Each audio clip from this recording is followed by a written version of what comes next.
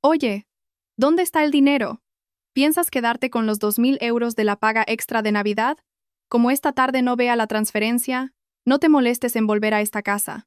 Mi hijo y yo no acogemos a nueras egoístas y aprovechadas. Esas fueron las palabras que mi suegra me gritó directamente al oído en mitad de una reunión de trabajo muy tensa. Me llamo Lucía y durante 4 años he sido la nuera que se ha deslomado pagando el alquiler y manteniendo tanto a su marido como a su suegra, para que al final me trataran como a una arrimada. Pero se equivocaba de lleno. Aquella fría Nochebuena, en lugar de llorar y suplicar, lancé sus 2 bolsas de ropa y las de mi marido al patio, y declaré con voz firme: «Esta casa la pago yo. Así que marchaos, mamá. ¿Y tú? ¿Fue mi acto una crueldad o el justo precio que debían pagar por su avaricia desmedida? Les invito a escuchar la historia y a dejar sus comentarios para compartir su opinión». El ambiente en la sala de reuniones de la planta 15 estaba cargado tenso como la cuerda de un violín. Ni siquiera el zumbido del aire acondicionado lograba ahogar el silencio sepulcral mientras el director general hojeaba, página por página, el informe de fin de año con el ceño fruncido. De repente, el estridente sonido de un teléfono rompió la solemne quietud. Era mi móvil. La pantalla se iluminó mostrando 2 palabras que me aterrorizaban. Suegra. Sentí como la cara me ardía, notando las decenas de miradas de mis compañeros y el gesto de fastidio de mi jefe clavándose en mí como alfileres. Apagué el tono a toda prisa, pero una familiar inquietud ya se había apoderado de mí. Durante estos 4 años, cada vez que llegaba el día de cobrar la nómina, el teléfono de Carmen sonaba con la puntualidad de un despertador, sin fallar ni un minuto. Pero hoy apenas estábamos a 20 de diciembre. Ni rastro de la nómina ni de la paga extra, y el trabajo me desbordaba. ¿A qué venía esa llamada en horario de oficina? Disculpen, tengo que resolver un asunto urgente. Susurré mientras cogía el móvil y salía corriendo hacia el pasillo, intentando escapar de la atmósfera asfixiante de la sala.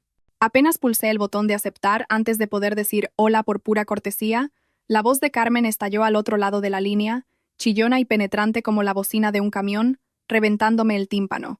«Lucía, ¿dónde está el dinero? ¿Piensas quedártelo? Javier me dijo que ya te habían ingresado los 2.000 euros de la paga extra.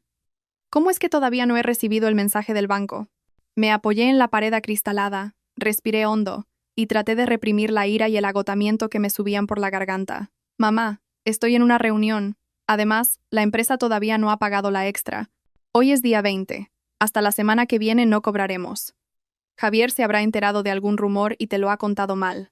No me vengas con cuentos». Su voz siseó a través del altavoz, y pude oír perfectamente su respiración agitada por la rabia. «Javier dice que eres jefa de equipo, que tienes un sueldazo. Seguro que tienes un fondo secreto para mandárselo a tu familia, ¿a que sí? Ya me conozco yo el percal de las nueras como vosotras. Tu marido necesita capital para un negocio. Y tú, su mujer, no eres capaz de apoyarlo. ¿Para qué guardas el dinero con tanto recelo? ¿Quieres que tu marido se muera de hambre?» Al oír aquello sentí una punzada en la nariz. Durante 4 años, ¿quién había pagado el alquiler? ¿Quién había hecho la compra? ¿Quién había saldado las deudas de juego de su hijo? Carmen lo sabía de sobra, pero siempre lo ignoraba. «Mamá, te digo la verdad, todavía no he cobrado. Mi sueldo se va íntegro en el alquiler y las facturas, porque Javier no aporta ni un céntimo. ¿Encima te atreves a echarle en cara lo que hace?», gritó Carmen interrumpiéndome. «Esta casa es una bendición. Javier tuvo que mover muchos hilos para conseguir este alquiler tan barato. Tiene el contrato a su nombre. Tú solo eres una arrimada que vive a costa de su marido, así que compórtate. Me da igual tus excusas. Si esta tarde no veo 2.000 euros en mi cuenta, no te molestes en volver a esta casa. Mi hijo y yo no vamos a mantener a una nuera egoísta y aprovechada como tú. Así que tú verás». El pitido monótono e implacable me indicó que había colgado. Me quedé allí, sola en el pasillo desierto, con el móvil ardiendo en la mano. Me giré y vi mi reflejo en el gran ventanal. Una mujer de 30 años, con el rostro demacrado bajo una fina capa de maquillaje y unas ojeras moradas por las noches en vela preparando informes y preocupada por llegar a fin de mes. Durante 4 años, yo había sido la única que sostenía económicamente a esa familia, soportando cada crítica para mantener la paz. Y ahora me trataban como a una parásita, amenazándome con echarme del mismo lugar por el que yo pagaba. ¿Que no volviera? De acuerdo. Apreté el teléfono en mi mano, una sonrisa gélida se dibujó en mis labios y mi mirada perdió su habitual resignación. «Si quieres que no vuelva, mamá, esta tarde volveré para ver quién es realmente el que tiene que hacer las maletas y marcharse de esa casa en pleno y gélido invierno». La llovizna de diciembre golpeaba con insistencia el parabrisas, mezclándose con el chirrido monótono de los limpiaparabrisas y haciendo que mi corazón se sintiera aún más helado. El frío del invierno madrileño no era nada comparado con la desolación que se apoderaba de mi alma en ese momento. Mientras conducía por el camino de siempre hacia casa, el recuerdo del día de mi boda, 4 años atrás, volvió con una claridad abrumadora, como si hubiera sido ayer. Aquel día, durante el banquete, Carmen había declarado solemnemente ante todos los invitados: el dinero en casa lo tiene que llevar el hombre para que prospere. Si lo llevan las mujeres, solo lo malgastan en caprichos y cosméticos. Yo, por aquel entonces enamorada de Javier y deseando una vida familiar tranquila, acepté sin rechistar y le di todos mis ahorros. ¿El resultado? La prosperidad no apareció por ninguna parte. Menos de un mes después, Javier me confesó que estaba endeudado. Mi dinero se había esfumado en sus interminables juergas. Al llegar a la puerta, me quité el abrigo empapado y, conteniendo un suspiro, entré en casa. La escena que me encontré me revolvió el estómago de hambre y autocompasión. Sobre la mesa del comedor, un caos de platos sucios y los restos de un guiso frío, con una capa de grasa blanca y cuajada en la superficie. Al lado, cubiertos tirados de cualquier manera y varias latas de cerveza vacías. En la fuente, solo quedaban unas hebras de verdura y trozos de patata deshechos. Ni rastro de carne. Era evidente que madre e hijo se habían dado un festín sin importarles que yo llegara tarde de trabajar y sin haber comido nada. En el salón, Javier estaba tumbado a lo largo del sofá, con una pierna apoyada en el reposabrazos, los ojos fijos en la pantalla del móvil, jugando. De vez en cuando, soltaba un taco por haber perdido. Carmen, a su lado, se hurgaba los dientes tranquilamente con un palillo mientras veía una telenovela. El volumen del televisor estaba tan alto que ahogaba el sonido de la lluvia. Al verme entrar, Javier ni se inmutó. Sin apartar la vista de la pantalla, soltó una frase seca. «Ya has vuelto. ¿Le has transferido el dinero a mamá? Lo necesito urgentemente para invertir en un lote de decoración navideña con Carlos. Es una oportunidad de oro. Te aseguro que sacaremos 4 veces lo invertido. Estas navidades vamos a tirar la casa por la ventana». Miré los restos fríos de la cena, y luego a mi marido, holgazaneando en el sofá. La ira que había contenido desde la llamada de la tarde volvió a encenderse. Dejé el bolso sobre la mesa con un golpe seco y mi voz sonó cortante. ¿El lote de Navidad? ¿O será como el de los turrones en octubre y el de la ropa a principios de año? Siempre dices que necesitas capital, que el éxito está asegurado, y al final, ¿dónde acaba el dinero? No veo beneficios por ninguna parte, solo los mensajes de los acreedores cada mes, y luego soy yo la que tiene que deslomarse para pagar tus deudas. Al oírme, Javier se levantó de un salto, como impulsado por un resorte. Lanzó el móvil con fuerza sobre el sofá, con la cara roja como un tomate, y gritó con el cuello hinchado: «¡Cállate! ¿Me estás llamando mantenido? ¿Qué sabrá una mujer de negocios? Estoy intentando levantar un futuro para esta familia. Si no ayudas, al menos no critiques y te quejes. El dinero que ganas también es dinero de la casa. Lo uso para invertir, no me lo gasto con otras». La tensión en la casa era palpable. Carmen, al ver a su hijo enfurecido, escupió el palillo al suelo, torció el gesto con desprecio y añadió una frase que me dejó helada. «Esta se cree mucho porque trabaja y gana 4 duros, y por eso nos menosprecia, hijo. Menuda nuera, siempre sacando trapos sucios. Deberías recordar que esta casa la consiguió Javier gracias a sus contactos y a la suerte que tiene, para que tú tengas un techo bajo el que vivir. Eres una arrimada, tu marido te da cobijo, y ni siquiera lo agradeces. No creas que por pagar un par de facturas de luz y agua tienes derecho a levantarnos la voz». Me quedé paralizada, viendo cómo se compinchaban, sin poder articular palabra. Durante 4 años, Javier le había mentido a su madre, diciéndole que el contrato de alquiler estaba a su nombre y que él pagaba la renta mensual para quedar bien con ella. Yo, por guardar las apariencias por él, nunca lo había desmentido. Resulta que mi silencio y mi sacrificio se habían convertido en la excusa perfecta para pisotearme y humillarme de esa manera. La casa que yo pagaba al 100%. A sus ojos, ahora yo era una desagradecida que vivía de gorra. Era ya noche cerrada. Los ronquidos acompasados y despreocupados de Javier se mezclaban con la respiración sibilante de Carmen, que llegaba desde la otra habitación, haciendo que el silencio fuera aún más denso. Yo yacía inmóvil, con los ojos muy abiertos mirando el techo oscuro, esperando a que ambos estuvieran profundamente dormidos. Solo entonces me incorporé con sigilo. Metí la mano en el forro de un sujetador viejo y saqué una llave diminuta. Era mi objeto más preciado, lo único en aquella casa que Carmen no podía tocar, y la razón por la que a menudo, frustrada, me llamaba mujer retorcida que esconde un fondo secreto. Me acerqué en silencio al armario, aparté un montón de ropa vieja y revelé una pequeña caja fuerte escondida en un rincón oscuro. Con un chasquido seco, la puerta metálica se abrió. Dentro no había oro, ni joyas, ni bisutería cara, solo un solitario cuaderno de tapas negras con los bordes gastados y un fajo de papeles desordenados. Encendí la linterna del móvil, y su luz amarillenta iluminó cada detalle de mis meticulosas anotaciones de los últimos 4 años. Octubre de 2020. Pago de deuda de apuestas de Javier, 5.000 euros. Enero de 2021. Gastos de hospital por operación de riñón de mamá, 3.500 euros. Alquiler, 48 meses, 48.000 euros. Comida, facturas, regalos para la familia, celebraciones. Cada cifra danzaba ante mis ojos, fría e implacable. Hice un cálculo rápido. La suma total que había invertido en ese pozo sin fondo rozaba los 100.000 euros. 100.000 euros a cambio de mi juventud, mi sudor y mis lágrimas, para que esa noche me llamaran arrimada. Mis manos temblorosas pasaron las páginas siguientes. Un papel arrugado se cayó. Era el resguardo de una casa de empeños. Mi scooter, mi único medio de transporte para ir a trabajar, había desaparecido hacía 3 meses. Javier me había dicho con dulzura que un amigo se la había pedido prestada para un viaje de unos días. Yo le creí y me resigné a coger el autobús abarrotado durante todo el trimestre. Resultó que la había empeñado por 1.500 euros para jugárselos a las cartas. La fecha para recuperarla había pasado hacía mucho. Con los intereses acumulados, seguramente esa scooter ya no volvería a ser mía. Una notificación de mensaje en mi móvil sonó suavemente, pero fue suficiente para que diera un respingo.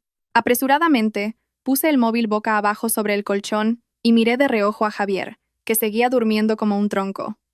Encendí la pantalla. Un aviso del banco. Su cuenta ha recibido un ingreso de 2.250 euros, correspondiente a su nómina y paga extra de Navidad. Por costumbre, durante estos años, en ese mismo instante habría transferido 1.500 euros a la cuenta familiar, cuya tarjeta manejaba Javier para mantener las apariencias con su madre. Mi dedo se quedó suspendido sobre el botón de transferir.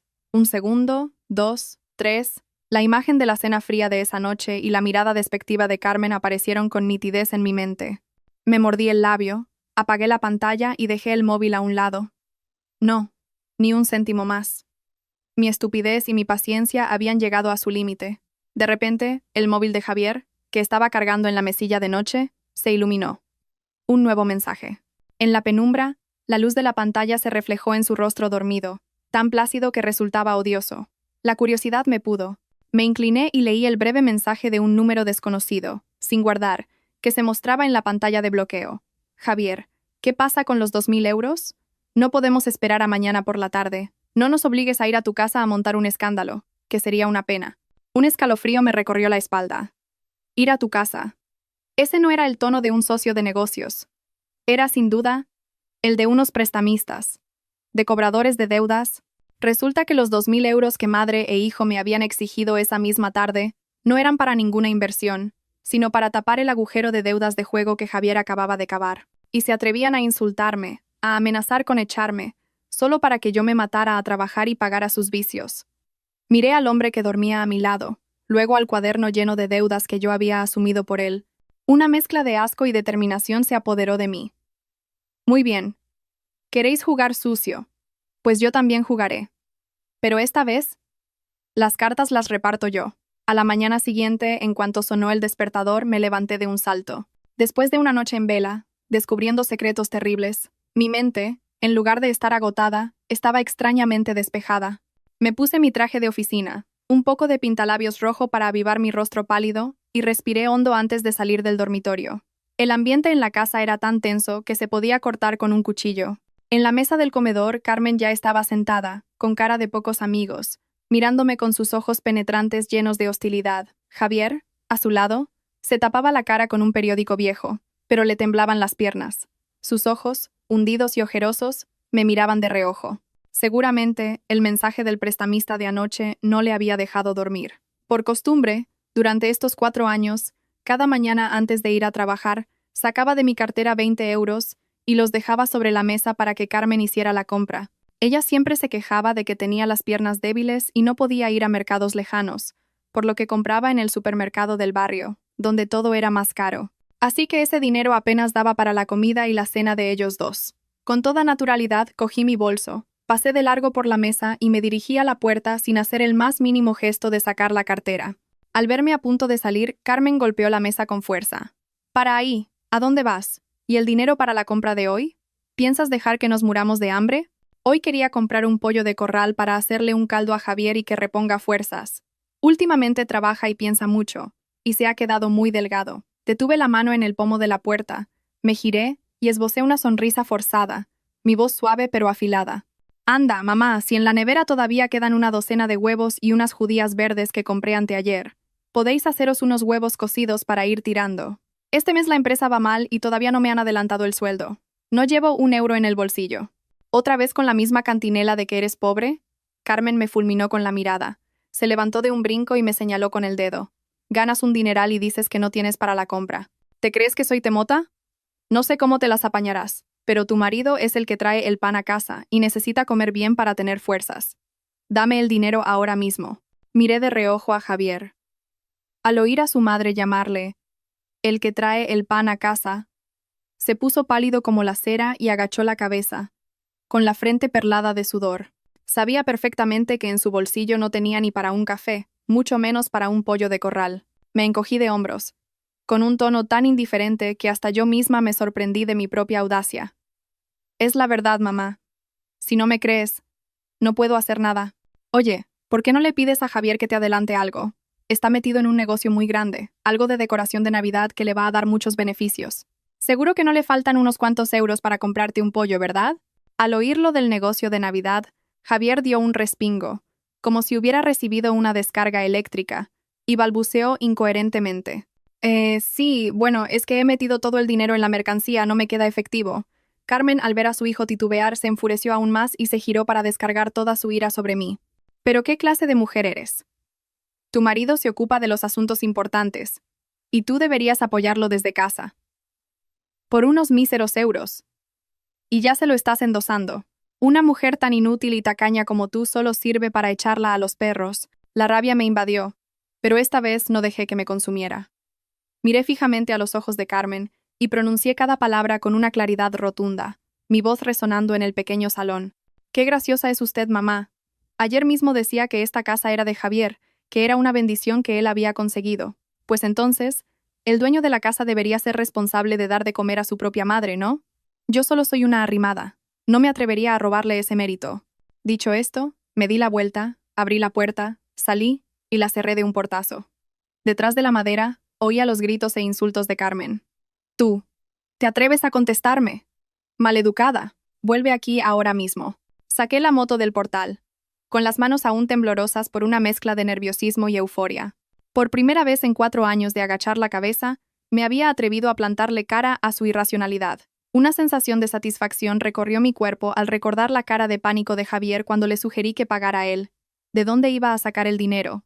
Con los acreedores pisándole los talones. Esta batalla no había hecho más que empezar, y no me detendría hasta recuperar todo lo que era mío. Al salir de la callejuela, con el corazón todavía latiendo con fuerza por mi reciente rebelión, no me dirigí directamente a la oficina como de costumbre.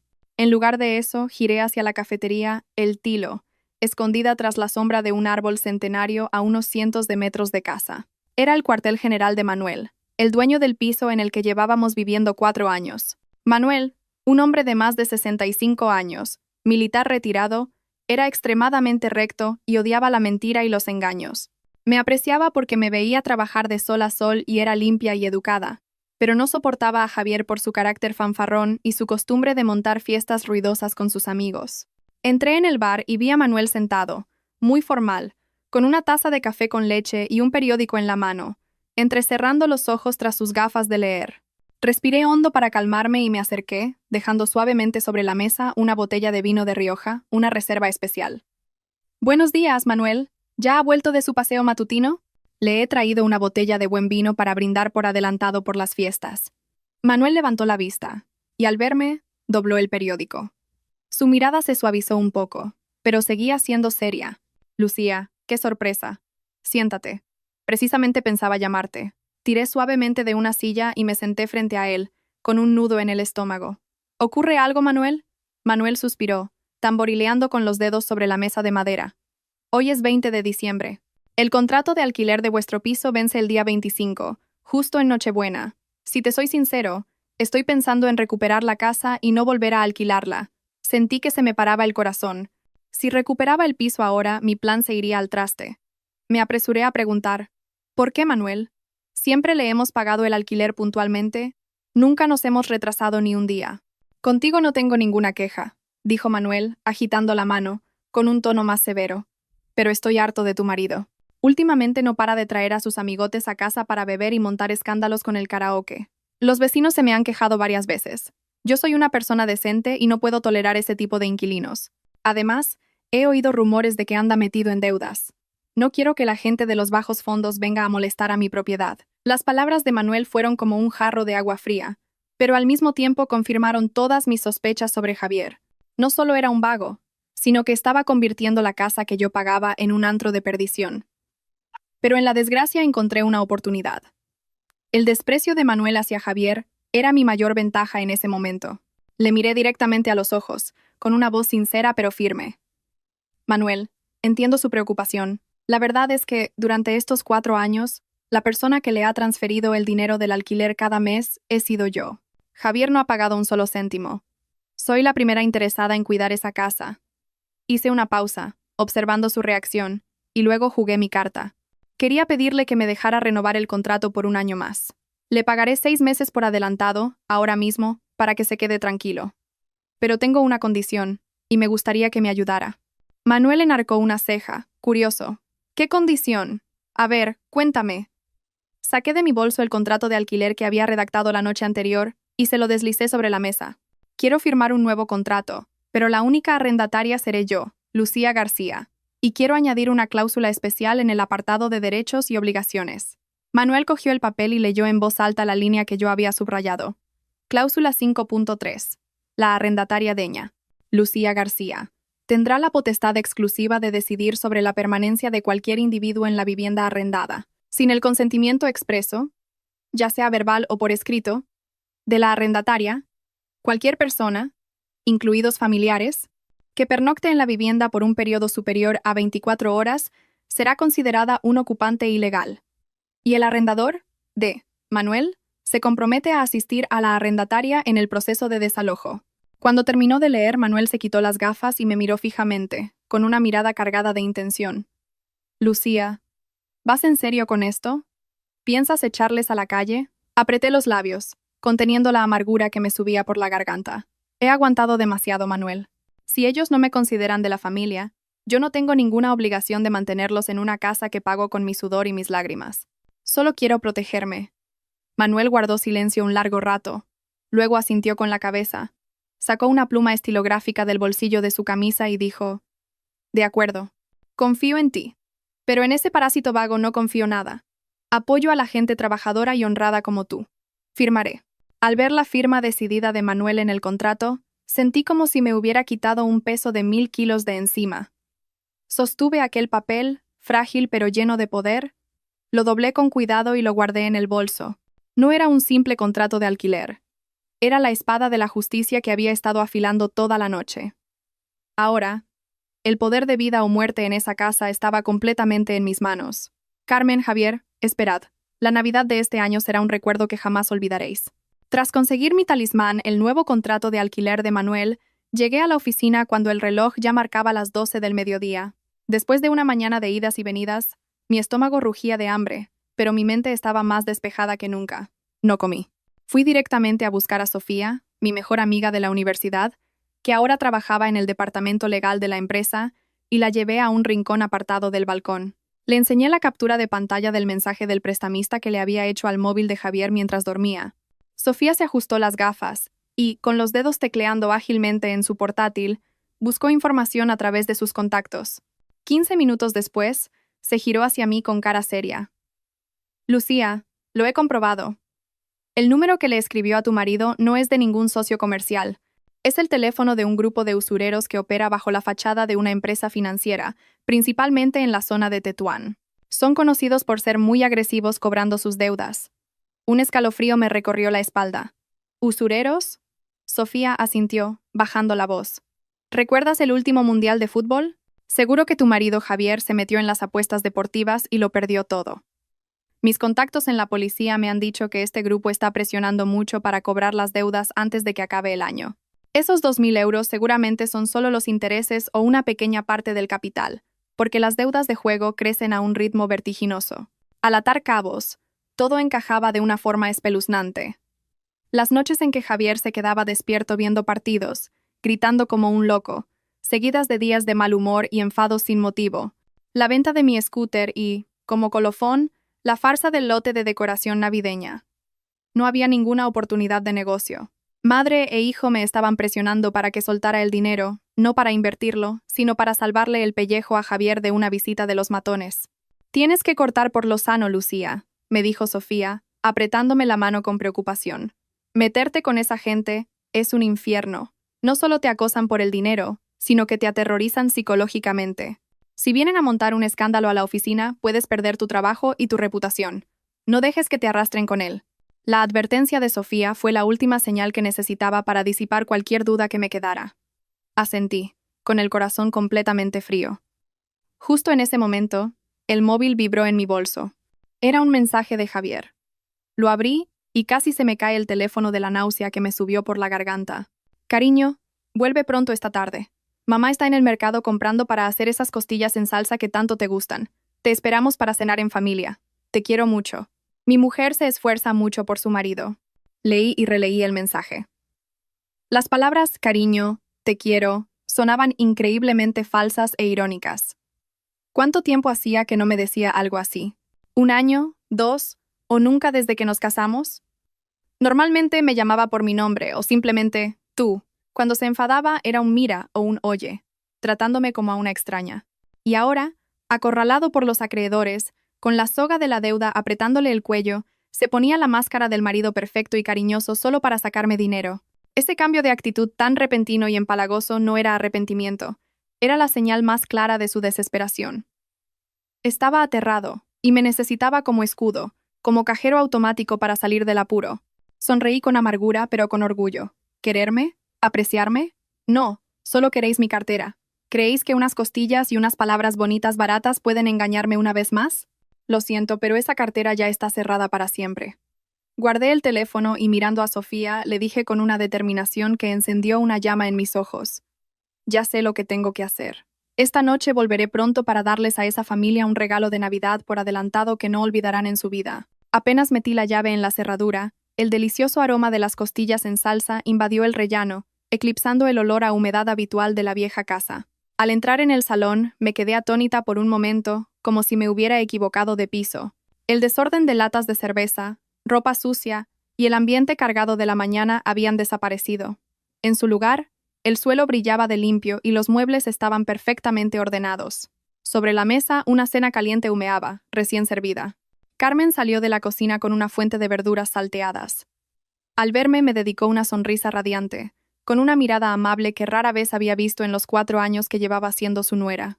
Ya estás en casa. Lávate las manos y siéntate a cenar mientras está caliente. Hoy fui al mercado temprano y encontré unas costillas buenísimas. He preparado todos tus platos favoritos. Javier también salió corriendo del dormitorio y con una voz melosa me quitó el bolso de la mano. ¿Estás cansada del trabajo, cariño? Deja que te guarde el bolso. Siéntate y descansa un poco. Esa amabilidad repentina me puso la piel de gallina. Si no fuera por la conversación con Sofía y la foto del mensaje del prestamista, quizás me habría ablandado y creído que por fin esta familia empezaba a valorarme. Pero ahora, viendo esta torpe representación de una familia feliz, solo sentía náuseas. Estaban intentando comprar la seguridad de Javier con un poco de afecto barato. La cena transcurrió en un ambiente de una calidez tan falsa que resultaba incómoda. Carmen no paraba de ponerme las mejores y más carnosas costillas en el plato, mientras me susurraba: «Come, hija. Come mucho para reponer fuerzas». Esta mañana estaba un poco nerviosa, y se me escapó alguna palabra de más, pero es solo porque me preocupo por el futuro de esta casa. Eres joven, no le guardes rencor a una vieja. Javier a mi lado me daba masajes en la espalda de vez en cuando, y me susurraba al oído: «Cariño, a ver si puedes conseguir los 2.000 euros, ¿vale? Te juro por mi honor que este negocio es seguro al 100%. Si sale bien, te compraré un coche nuevo para que vayas cómoda a trabajar. Y en verano, Nos vamos de viaje a Canarias con mamá para compensar todo tu esfuerzo. La promesa de un coche y un viaje sonaba hueca. Una visión idílica exactamente igual a las que me pintaba cuando me cortejaba. Bebí un sorbo de agua para tragarme el desprecio que me subía por la garganta. Dejé el plato en la mesa, levanté la vista hacia Javier y, fingiendo que lo consideraba, le dije: «Suena tentador. Pero, ¿en qué vas a invertir? ¿Qué empresa es? ¿Qué mercancía exactamente? ¿Puedes enseñarme el contrato o las facturas? El dinero cuesta mucho ganarlo, y necesito ver las cosas claras antes de hacer una transferencia». Mi pregunta fue un golpe directo a su punto débil. La sonrisa se le congeló en los labios, y sus ojos se movieron nerviosamente, evitando mi mirada. Tartamudeó, con la cara completamente roja. «Bueno, es un trato entre amigos, de confianza. Los papeles solo complican las cosas. En cuanto llegue la mercancía, la vendemos, y listo, dinero en mano». Al ver a su hijo acorralado, Carmen intervino de inmediato. La sonrisa amable de antes se desvaneció. Dejó caer los cubiertos sobre la mesa, con un ruido seco, y su tono volvió a ser áspero. «¿Pero qué te has creído? Sois marido y mujer, y le pides papeles y facturas como si fuera un desconocido. Es tu marido, está haciendo negocios importantes y tienes que confiar en él. Si sigues con esas exigencias, nunca saldremos adelante. Si no le das el dinero ya, ¿es que quieres que se arruine?». La careta por fin se había caído. Mi última pizca de paciencia se esfumó con la actitud hipócrita de mi suegra. A estas alturas, ya no tenía por qué seguir fingiendo. Dejé mis cubiertos sobre la mesa con un chasquido seco que resonó en el silencio. Me levanté de un salto y los miré a los dos fijamente. Con voz clara declaré: «Voy a ser directa para que os ahorréis el teatro. No voy a daros ni un céntimo, y sé perfectamente que esos 2.000 euros los necesita Javier para pagar una deuda con unos matones por perder en las apuestas, no para ningún negocio. No intentéis engañarme ni una vez más». Cuando terminé de hablar, el aire en el comedor se volvió irrespirable, como si todo el oxígeno se hubiera esfumado. Carmen me fulminó con la mirada. Su rostro, antes rojo de ira, se tornó violáceo. Y entonces, sin previo aviso, barrió con el brazo la fuente de costillas calientes, que cayó al suelo con un estrépito. ¡Zas! El sonido de la loza rompiéndose fue ensordecedor. Los trozos volaron por todas partes, y la salsa salpicó el suelo y mis pantalones. Javier dio un respingo y se encogió en un rincón, con la cara pálida, pero yo permanecí inmóvil como una estatua, mirando con frialdad a mi suegra enloquecida. «Tú, muy lista eres tú», gritó Carmen señalándome con un dedo tembloroso. «¿Te atreves a espiar a tu marido? Serpiente venenosa. Ya sospechaba de ti, pero no imaginaba que fueras capaz de algo tan rastrero. ¿Y qué si ganas tú el dinero? Desde que pusiste un pie en esta casa como mi nuera, tu dinero es también el dinero de esta familia. Soy tu suegra, y si te digo que me lo des, me lo das», sin rechistar. Se paseaba por la habitación como una fiera enjaulada, con la respiración entrecortada. Javier, al ver a su madre fuera de sí, corrió a su lado. Mientras le acariciaba la espalda, se giró hacia mí, con un tono que mezclaba la súplica y la amenaza. «Lucía, ¿estás loca? ¿Por qué provocas a mi madre? ¿No sabes que tiene la tensión alta? Pídele perdón ahora mismo y dame el dinero. Son solo 2.000 euros. Dámelos y arreglaré todo esto. Y aquí, no ha pasado nada. Deja de ser tan egoísta». Miré a Javier con un desprecio que me ahogaba. ¿Aún se atrevía a llamarme egoísta? Sonreí con amargura y aparté su mano, que intentaba posarse en mi hombro. «Cállate. No tengo ninguna obligación de partirme el lomo para pagar tus deudas de juego. Ni 2.000 ni 200.000, no te daré nada. Lo que os pase a partir de ahora es vuestro problema. No penséis arrastrarme con vosotros». «¿Te atreves a hablarle así a tu marido?». Insolente. Carmen, incapaz de contenerse más, se abalanzó sobre mí como un torbellino, con el brazo levantado para darme una bofetada. Pero se equivocaba. Yo ya no era la Lucía sumisa y sufrida de hacía 4 años. Con la rapidez de un rayo levanté la mano y detuve su muñeca en el aire, apretando con fuerza.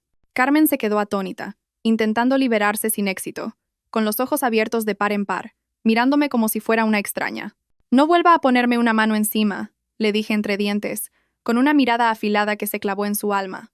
«No soy su saco de boxeo. La época en que me dejaba intimidar se acabó. Si me toca, llamo a la policía y la denuncio por agresión». La empujé con fuerza, haciéndola tambalearse hacia atrás hasta casi caer contra la mesa. Soltó un gemido, llevándose la mano al pecho, con el rostro descompuesto por la rabia y la impotencia. Al ver que no podía obligarme por la fuerza, recurrió a su última carta, gritando con una voz chillona: De acuerdo, eres muy lista. Te crees mucho por tener algo de dinero, y te atreves a enfrentarte a tu suegra. Una nuera tan descarada como tú, no la queremos en esta casa. Si no das el dinero, lárgate. Lárgate de mi casa ahora mismo.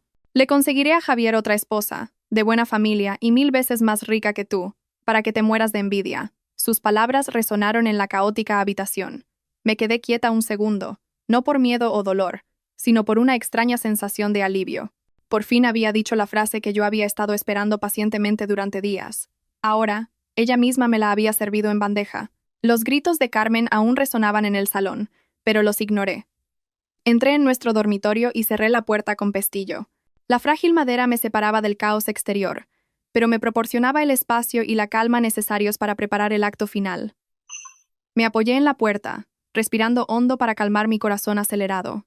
En mi mente, la imagen del nuevo contrato de alquiler con la firma de Manuel apareció como un escudo protector. Saqué el móvil y llamé a Sofía. En cuanto contestó, le dije con voz baja pero decidida: Sofía, lo he decidido. Mañana, 24 de diciembre, en Nochebuena, lo haré. Esto ha ido demasiado lejos. No puedo aguantar más. Sofía, al otro lado, pareció percibir la tensión en mi voz y respondió rápidamente: De acuerdo, sigue el plan. Ya tengo preparados los documentos legales. Si algo se complica, llámame y estaré allí de inmediato. Tras colgar, me puse en acción. Saqué una maleta grande de encima del armario y la abrí en el suelo. Rápida pero cuidadosamente, empecé a guardar mis objetos de más valor, las joyas de oro que mis padres me regalaron en la boda, la cartilla de ahorros, mis documentos y mi ropa más cara. Lo coloqué todo ordenadamente en la maleta, cubriéndolo con ropa vieja para disimular. En el armario dejé algunas prendas de estar por casa, viejas y desgastadas, y un par de trajes de oficina pasados de moda. Miré el armario, que parecía lleno a pesar de estar medio vacío gracias a mi astucia, y sonreí con amargura. Era una trampa psicológica. Pensarían que todavía sentía algo por esta casa, que seguía siendo la misma tonta de siempre, y bajarían la guardia. Cuando terminé, escondí la maleta bajo la cama y la cubrí con la colcha. Luego, cogí el móvil y le envié un mensaje a Manuel. Manuel, mañana por la noche, sobre las 7, ¿podría pasarse por casa? Necesitaré que sea testigo cuando recupere la vivienda. Muchas gracias. Apenas enviado, apareció el doble cheque azul. Manuel respondió con 2 simples palabras. De acuerdo. Su apoyo me dio aún más fuerza. Afuera los insultos de Carmen habían cesado, reemplazados por los pasos pesados y la voz furiosa de Javier. Empezó a golpear la puerta con fuerza, haciéndola temblar. «¡Abre la puerta, desgraciada! ¿Qué haces ahí escondida? ¿Dónde has guardado el dinero? Dámelo ahora mismo, o tiro la puerta abajo». Me senté en la cama, inmóvil, apretando el móvil, con la mirada fría fija en la puerta que vibraba. Sabía que Javier solo ladraba, que no se atrevería a derribarla. Su orgullo le impedía montar un escándalo que alertara a los vecinos, o peor aún, a sus acreedores. Pero también sabía que su paciencia se había agotado. La bestia acorralada estaba a punto de mostrar sus garras, y yo, la cazadora paciente, ya había tendido mi red. Mañana el telón caería sobre esta farsa. La mañana del 24 de diciembre, Madrid amaneció con un frío glacial. Una ola de aire polar llegó justo para Nochebuena, invitando a quedarse acurrucado bajo las mantas. Pero para mí, el frío exterior no era nada comparado con la frialdad de mi corazón al convivir con aquellos hipócritas. Me levanté temprano, me maquillé con esmero y me puse un abrigo rojo vibrante, como una declaración de guerra silenciosa. Antes de salir para el trabajo, dejé a propósito un juego de llaves de repuesto sobre el zapatero, un lugar tan visible que los ojos del lince de Carmen no tardarían en encontrar. Eran las llaves del viejo armario de aglomerado del dormitorio, donde ella siempre sospechó que yo guardaba mi tesoro personal. En la oficina, me senté en mi escritorio, pero mi mente estaba en casa. A las 9 en punto, la hora en que Carmen supondría que yo estaba inmersa en reuniones, abrí la aplicación de la cámara de vigilancia en mi móvil. La microcámara que había instalado en secreto la tarde anterior, oculta tras un oso de peluche en lo alto del armario, transmitía imágenes nítidas de mi dormitorio. Tal como había previsto, el espectáculo comenzó. En la pantalla de mi móvil, la puerta de mi dormitorio se abrió lentamente. Carmen asomó la cabeza, mirando a ambos lados como una ladrona, y luego le hizo una señal a Javier para que entrara. En su mano sostenía el juego de llaves que yo había olvidado, su rostro radiante de triunfo. «Rápido, hijo. La suerte está de nuestro lado. La estúpida esta se ha dejado las llaves. Estoy segura de que esconde el dinero en este armario. Siempre lo tiene cerrado a cal y canto. Ábrelo. Coge los 2000 euros para pagar la deuda y luego la echamos a la calle de una vez. Javier, temblando, cogió las llaves. A pesar del frío, le sudaba la frente. Torpemente, introdujo la llave en la cerradura. Clic. El sonido del pestillo al abrirse se oyó claramente a través del altavoz del móvil. La puerta del armario se abrió de par en par y madre e hijo se abalanzaron sobre el contenido, revolviendo y tirando al suelo la ropa vieja que yo había dejado a propósito. «Aquí está». «Lo sabía», exclamó Carmen, triunfante, sacando del fondo del armario un sobre marrón grueso, sellado con cinta adhesiva. Lo rasgó con avidez, esperando encontrar un fajo de billetes, pero la sonrisa se le borró del rostro en un instante. Lo que cayó del sobre no fue dinero, sino una hoja de papel impresa. Javier la recogió y la leyó. Su cara se quedó sin una gota de sangre y sus manos temblaron tanto que el papel se le cayó al suelo. Era una copia del extracto detallado de todas sus deudas de juego, que yo había conseguido gracias a Sofía. Debajo, una frase que yo había impreso en letras grandes y rojas. «La próxima vez, paga tus propias deudas. Asume tus actos». «¿Qué es esto?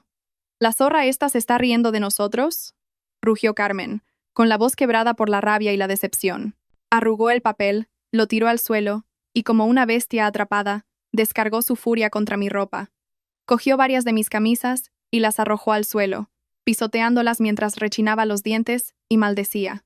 Javier se quedó paralizado, apoyado en el armario, con el rostro gris al saber que su secreto había quedado al descubierto. Yo, sentada en la oficina con aire acondicionado, sonreí con desdén mientras veía la patética escena en mi móvil. Con un suave toque, guardé el vídeo. Ese clip de 5 minutos era la prueba irrefutable del allanamiento de mi privacidad, el registro de mis pertenencias y la destrucción de mi propiedad por parte de madre e hijo. Ahora, no solo tenía la razón, sino también la moral y la ley de mi parte, para echarlos de mi vida sin que nadie pudiera acusarme de ser una mala nuera o una esposa cruel. Cerré la aplicación, saqué mi barra de labios de un rojo intenso y me los repasé cuidadosamente. En el espejo, la imagen de la mujer débil y sumisa de antes había desaparecido, dejando paso a una Lucía astuta, fría y poderosa. Miré el reloj y me susurré. «Muy bien, a casa a celebrar la Nochebuena. La verdadera fiesta está a punto de empezar». A las 6 de la tarde, cuando las farolas comenzaban a iluminar la callejuela, llegué a casa. Antes incluso de apagar el motor de la moto, los gritos e insultos de Carmen ya se oían desde el portal, tan estridentes que varios vecinos se asomaban para ver qué ocurría. «Zorra, ¿dónde te has metido? Vuelve aquí ahora mismo, desgraciada embustera». Respiré hondo, conteniendo las náuseas, y entré tranquilamente en el patio. Al poner un pie en el salón me encontré con una escena de devastación. La puerta del armario del dormitorio estaba abierta de par en par, y toda mi ropa, libros y objetos personales estaban esparcidos por el suelo. Mis camisas blancas, que yo planchaba con tanto esmero, estaban arrugadas y cubiertas de pisadas sucias. Carmen estaba sentada en cuclillas en medio del desorden, golpeando el suelo con una percha como si estuviera desahogándose con un muñeco. Al verme entrar, se levantó de un salto y se abalanzó hacia mí, señalándome con un dedo tembloroso. «Ah, por fin apareces. Maldita seas. ¿Dónde has escondido el dinero? He revuelto toda la casa y no he encontrado ni un céntimo. ¿Te lo has gastado con algún amante o se lo has mandado a tus padres?» La miré a ella y luego a Javier, que estaba acurrucado en un rincón del sofá, con la cabeza gacha. Sonreí con desdén, mi voz helada. «¿Has revuelto mis cosas y destrozado la casa solo para buscar dinero? ¿Para qué quieres mi dinero, mamá? ¿Para pagar las deudas de juego de tu maravilloso hijo? ¿O para mantener a un hombre hecho y derecho que no es capaz de ganarse la vida?» Mis palabras fueron la gota que colmó el vaso, un ataque directo al orgullo y la humillación de ambos. Javier, acorralado, estalló de rabia. Rugió como una fiera y se lanzó hacia mí, con el brazo en alto para abofetearme. «¡Cállate la boca! ¿Le faltas el respeto a mi madre? Te voy a matar». Pero yo ya lo había previsto. Retrocedí un paso, esquivando su golpe por un pelo. Al instante, saqué el móvil, que ya estaba grabando, y lo sostuve frente a su cara. Mi voz resonando con firmeza. «Atrévete a tocarme. Si me pones un solo dedo encima, llamaré a la policía ahora mismo por violencia de género y por robo». La cámara del dormitorio ha grabado toda la escena de esta mañana, cuando tú y tu madre forzasteis el armario y revolvisteis mis cosas. Si queréis ir a juicio o a la cárcel, es vuestra decisión. Javier se quedó paralizado, con el brazo aún en alto, como si lo hubieran petrificado. Me fulminó con la mirada. Luego miró el móvil en mi mano. Su furia se desvaneció, reemplazada por un pánico absoluto. Sabía que no bromeaba. Con las pruebas en la mano, no podía negarlo. Carmen, al ver a su hijo acobardado, se enfureció aún más. Pateó el suelo y gritó, su voz más aguda que el viento que soplaba fuera. «Nos has tendido una trampa. Serpiente, lárgate, lárgate de mi casa ahora mismo. No quiero a una nuera tan rastrera, que espía, graba y denuncia a su propio marido y a su suegra. Desaparece de mi vista». Su orden de expulsión sonó ensordecedora, pero para mí fue la melodía más dulce. Por fin, ella misma me estaba echando, tal como yo había planeado. La miré, y mi sonrisa se hizo aún más grande, la sonrisa de una vencedora a punto de presenciar el final del acto. El grito de Carmen de «desaparece de mi vista» todavía resonaba en mis oídos, pero yo no sentí ni miedo ni vacilación. Me erguí, me alicé la blusa y la miré con una calma glacial. ¿Que me echa mamá? De acuerdo. Pero antes de irme, vamos a aclarar las cosas y a ver quién es realmente el que tiene que hacer las maletas y marcharse de esta casa. Dicho esto, abrí tranquilamente mi bolso y saqué un folio doblado en 4. Lo sostuve en alto frente a ellos y leí con voz clara y fuerte. Contrato de arrendamiento de vivienda. Arrendador: Don Manuel González. Arrendataria: Doña Lucía García. Duración del contrato: 12 meses. A contar desde hoy, 24 de diciembre de 2024. Carmen se quedó boquiabierta, con los ojos como platos. Tartamudeando, señaló el papel. «Mientes. Te lo estás inventando. Esta casa la alquiló Javier, el contrato está a su nombre, y paga religiosamente cada mes. ¿De dónde has sacado ese papelucho para amenazarme?» Justo en ese momento, la puerta del patio se abrió. Manuel, acompañado por 2 vecinos, entró con paso firme. Iba vestido con su viejo uniforme militar, impecablemente planchado, su rostro serio y su voz resonando con autoridad. «Se equivoca usted, señora. Lucía no miente. Fui yo quien firmó ese contrato con ella». Javier, al ver a Manuel, se quedó sin sangre en las venas y retrocedió, escondiéndose detrás de su madre. Manuel entró en el salón y miró a Carmen directamente a los ojos, con voz severa. ¿Se cree que su hijo es un hombre de provecho? Pues se equivoca. Durante 4 años, ha sido Lucía quien me ha transferido el alquiler cada mes, sin faltar un céntimo, sin retrasarse un día. Su querido hijo no me ha pagado ni un solo euro. El antiguo contrato, a nombre de los dos, venció ayer. Hoy he firmado uno nuevo, solo con Lucía. Ahora esta casa es de ella, y tiene todo el derecho a usarla como le plazca. Al oír esto, Carmen se quedó como si le hubiera caído un rayo. Se giró hacia Javier, con una mirada de incredulidad y decepción. «Javier, ¿es verdad? Di algo. Decías que te encargabas de todo». Javier agachó la cabeza, sin atreverse a decir nada. Su silencio fue la respuesta más amarga. Sin darles tiempo a reaccionar, me dirigí a la habitación de invitados donde se alojaban. De debajo de la cama, saqué 2 enormes bolsas de basura negras que había preparado. Dentro estaba toda su ropa y sus pertenencias. Arrastré las pesadas bolsas hasta el salón y con todas mis fuerzas las lancé al patio. ¡Pum! ¡Pum! Las bolsas cayeron sobre el suelo húmedo, y algunas prendas viejas se salieron.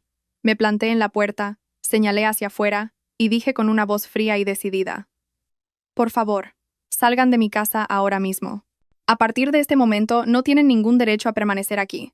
Esta casa la alquilo yo y la pago yo. No voy a mantener a parásitos desagradecidos». Afuera, la llovizna se había intensificado. El viento helado se colaba por las rendijas. Las 2 bolsas negras yacían en el patio como basura abandonada. Carmen y Javier se quedaron allí, encogidos de frío, con los rostros grises, mirándome como si no pudieran creer lo que veían. Los papeles se habían invertido. La que había sido despreciada y pisoteada ahora tenía el poder. Y los que habían sido arrogantes y abusadores eran ahora 2 vagabundos patéticos. Una oleada de satisfacción me recorrió, calentándome en aquella noche gélida. Viendo que la situación había dado un vuelco completo y que no tenía a qué aferrarse, Carmen recurrió al victimismo. Se dejó caer de rodillas sobre el suelo mojado del patio y, golpeándose los muslos, levantó la cara al cielo y empezó a llorar a gritos. «¡Ay, vecinos! Vengan a ver cómo mi nuera echa a su suegra anciana a la calle en una noche como esta. ¡Cielo santo! Es que no hay justicia.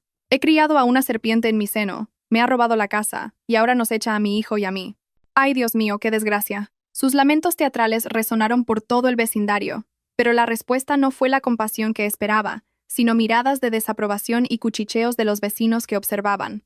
La señora Lola, la presidenta de la comunidad, que estaba cerca, chasqueó la lengua y le dijo con desprecio: «Anda, señora, deje de hacer teatro, que da vergüenza ajena». En este barrio todos sabemos que intentó robarle a su nuera y que la cámara la grabó. Lucía es una santa por haberla aguantado tantos años. Si una vive sin decencia y con tanta avaricia, al final le llega su merecido. Al verse expuesto públicamente, Javier se puso rojo de rabia y vergüenza. Intentó entrar en la casa a la fuerza para salvar el poco orgullo que le quedaba. «Quítate de en medio. Esta es mi casa, y entro cuando me da la gana». Pero Manuel se interpuso, su cuerpo menudo pero firme como un roble.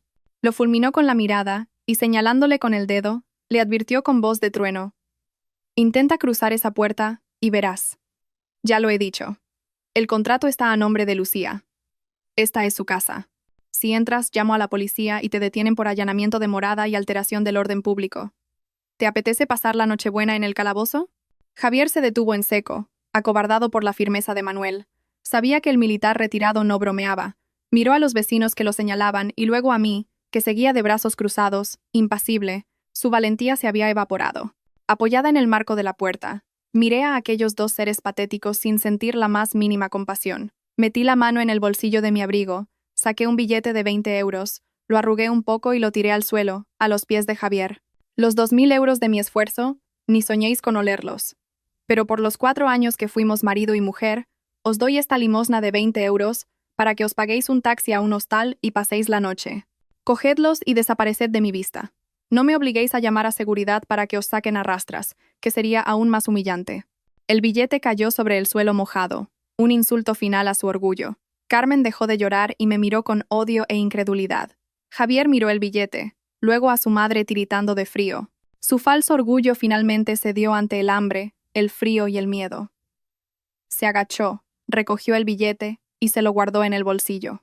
Con la otra mano agarró las 2 bolsas de plástico y tiró de su madre, siseando entre dientes: «Vámonos, mamá. ¿No te da vergüenza que nos sigan insultando?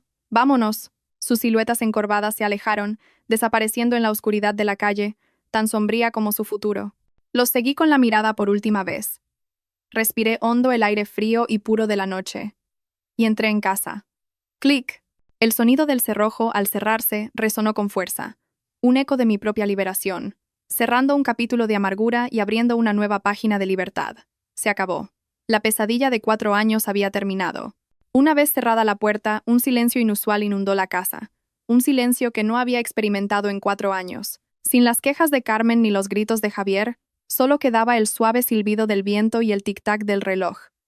Suspiré aliviada y me dejé caer en el sofá. Me serví un vaso de agua y lo sostuve entre las manos, sintiendo su calor.